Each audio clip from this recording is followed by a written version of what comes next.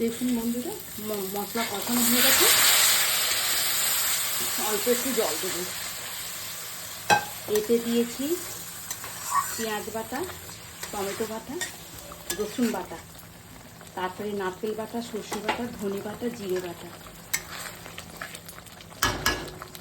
এবারে এই পমফ্রেট মাছ দিয়ে দিচ্ছি।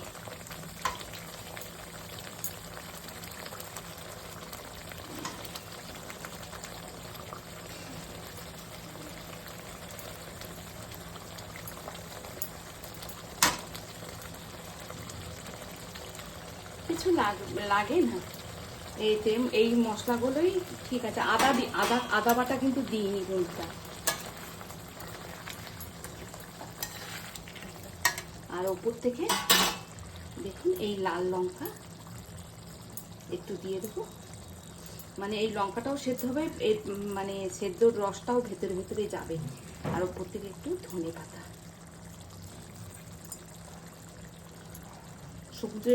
সমুদ্রের মাছ তো একটু ধনে পাতা লাগে।